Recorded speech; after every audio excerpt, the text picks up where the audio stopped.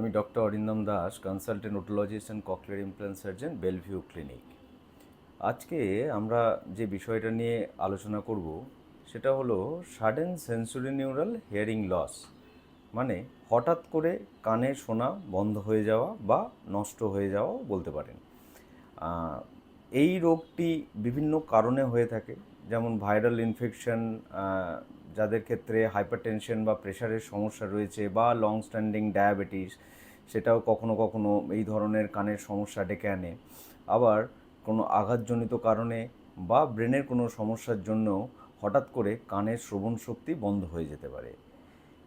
এটি আজকের দিনে এর প্রিভ্যালেন্স বা এটার অকারেন্স প্রচুর বেড়ে গেছে। আমরাও ডে টু ডে প্র্যাকটিসে অনেক পেশেন্টদেরই হচ্ছে যে পাই, যাদের ক্ষেত্রে এই হঠাৎ করে কানে শোনা বন্ধ হয়ে যাওয়া বা শুনতে না পাওয়া এই ধরনের সিমটমস নিয়ে প্রেজেন্ট করে। আরও কতগুলো সিমটমস এর সঙ্গে জেনারেলি থাকে, তার মধ্যে একটি হলো কানে আওয়াজ হওয়া, কান ভোঁ ভোঁ করা, এবং কখনো কখনো প্রচণ্ডভাবে মাথা ঘোরা অথবা বমিও হতে পারে।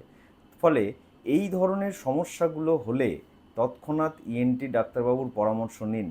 তার কারণটা একটু বুঝতে হবে যে এই sudden sensory neural hearing loss, এটার যে সঠিক চিকিৎসার যে সময়সীমা, সেটি হচ্ছে যে প্রথম 72 ঘন্টা হচ্ছে গোল্ডেন পিরিয়ড।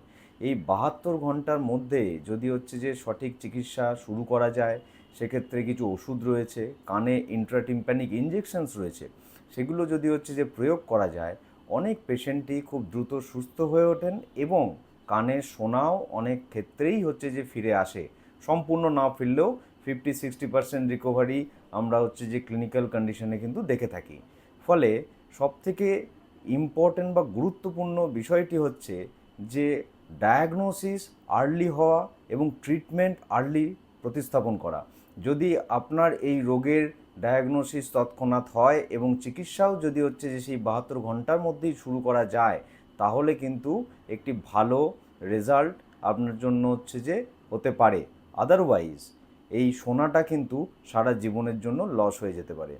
ফলে এই ধরনের যদি কোনো সমস্যায় ভুগছেন যে হঠাৎ করে কান বন্ধ হয়ে গেছে, ফলে সর্দি থেকে বন্ধ হয়েছে বা কানে ময়লা জমে বন্ধ হয়েছে, এটার ওপর বিশ্বাস করে কিছুদিন ওয়েট না করে বরঞ্চ কোনো ডাক্তারবাবুর পরামর্শ নিয়ে নেওয়াটাই বেটার।